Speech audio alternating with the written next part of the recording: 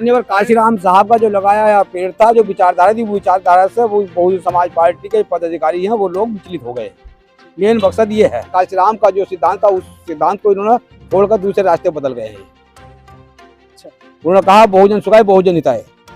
नमस्कार दोस्तों, मेरा नाम सुमित, एक बार फिर से स्वागत है आप सभी का भारत दस्तक के ऊपर। आज हमारे साथ दो ऐसे लोग हैं, दो ऐसे बुजुर्ग हैं, दो दुड़वा भाई है और पिछले कई सालों से बहुजन समाज का काम कर रहे हैं। आपका नाम क्या है? मेरा नाम रामरतन सिंह अजनबी है। अच्छा, आपका नाम क्या है? मेरा नाम रुचिराम सिंह अजनबी, पूर्व प्रधान। अच्छा, तो आप में से बड़ा कौन है और छोटा कौन है? क्यों भाई दोनों नहीं, बड़ा कौन सा उम्र में? बड़ा माँ बाप तुझे बताते हैं। अच्छा, और आप छोटे हो? अच्छा, तो आप अभी चंद्रशेखर आजाद का पूरे नगीना में प्रचार कर रहे हो, तो आपको ऐसा लग रहा है कि इस बार नगीना लोकसभा में चंद्रशेखर आजाद विजय होंगे? बिल्कुल, ये तो 9 अक्टूबर की रैली में बता दिया था। जो पिछली बार धामपुर में रैली हुई थी, बहुत बड़ी रैली हुई थी। अच्छा, उसमें सारी जनता उमड़ गई पूरे जिले की। दिखा दिया उसमें कि चंद्रशेखर के साथ जनता होगी। आप लोगों ने काशीराम साहब के साथ भी काम किया है ना? काशीराम साहब आपको स्टेज पे बुलाते थे, तो उस समय का थोड़ा कुछ बता सकते हैं आप लोग? बताओ क्या पूछना चाहते हैं? यही पूछना चाहते हैं कि उस समय कैसा माहौल रहता था? क्या ऐसे ही माहौल रहता था जब काशीराम साहब नगीना बिजनौर आते थे और अपने चुनाव सभाएं करते थे?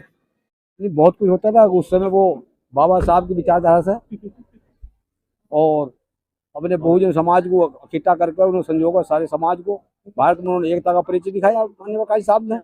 और समय का अभाव, आप बात करने ऐसे समय इंटरव्यू ले रहे हैं आप, उस समय होता तो ठीक ठाक से बात होती। तो इस बार नगीना में चंद्रशेखर विजय हो जाएंगे? बहुत बढ़िया रुझान चल रहा है इस टाइम, बहुत बढ़िया फरकरा चल रहा है इस टाइम।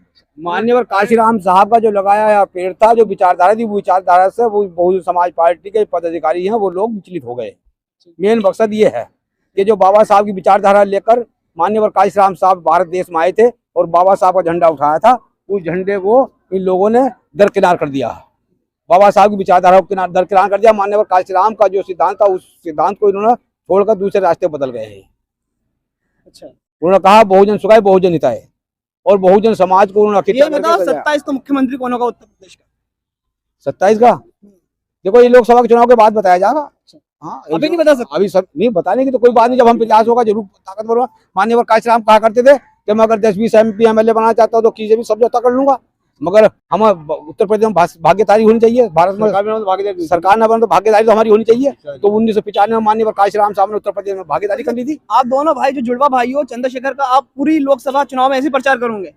नहीं, देखो ये तो जब सारी हमारी जनता, पूरा जिला, हम कहीं बाहर जाएंगे क्या भाई? हम बहुजन समाज में जन्मे हैं और बाबा साहब के अनुयायी हैं। माननीय काशीराम साहब के दिशा निर्देश को हमने अपनाया पहले से, तो हमारे कहाँ जाएंगे? समाज सारा हमारा साथ रहेगा, हम सब साथ रहेंगे। चलो, बहुत बहुत धन्यवाद।